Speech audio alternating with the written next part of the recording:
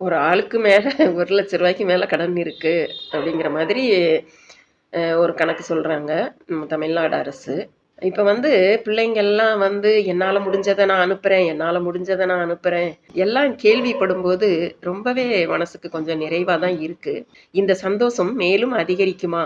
அப்படிங்கிற ஒரு எதிர்பார்ப்போடவே இன்னும் என்னென்னலாம் பண்றாங்க அப்படின்னு பார்க்கறதுக்காகவே இப்பல்லாம் நியூஸ் பார்க்குறோம். இதெல்லாம் பார்க்கும்போது நம்மளுக்கு புடிச்சவங்க நம்மளுக்கு நல்லது தான் செய்வாங்க அப்படிங்கிற ஒரு நம்பிக்கை, அந்த நம்பிக்கை இருக்கு பாருங்க. இதுக்கு தான் சொன்னாங்க, நம்பிக்கையோட வாழணும். சுத்தி இருக்கிறவங்க கிட்டயாவது, வீட்டுக்குள்ளயாவது நம்ம மேல ஒரு நம்பிக்கை இருக்கணும். இந்த பாசம், அன்பு இதெல்லாம் காசு குடுத்தும் கிடைக்காது.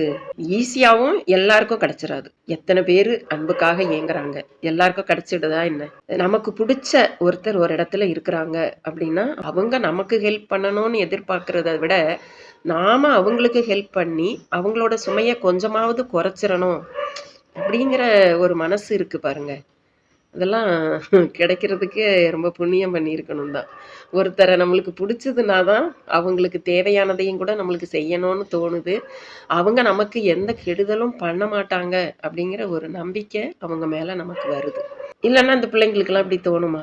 ஆமா, அத சொன்னாரு, இத சொன்னாரு, இன்னும் செய்யல அப்படிங்கிற ஒரு குற்றம் பார்க்கிற ஒரு மனநிலையில தான் இருப்போம்.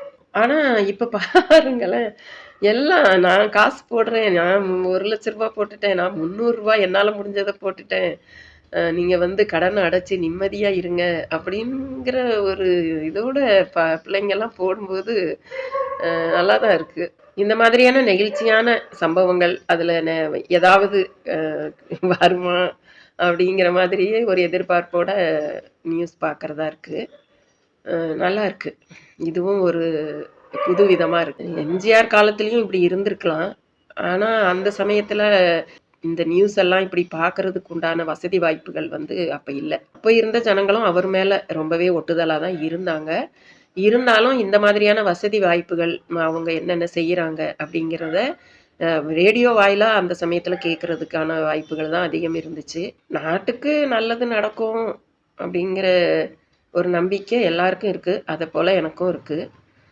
என்ன ஒண்ணு இந்த கவர்மெண்ட் ஹாஸ்பிட்டல், கவர்மெண்ட் ஸ்கூலு, அந்த கவர்மெண்ட்ட நம்பியே வாழ்ற மக்களுக்கு இதெல்லாம் வந்து ஒரு வாழ்வாதாரம் மாதிரி. நெறைய நாட்ல கவர்மெண்ட் ஸ்கூல், கவர்மெண்ட் ஹாஸ்பிட்டல்லாம் அவ்வளவு நல்லா இயங்குது அப்படின்னு சொல்றாங்க.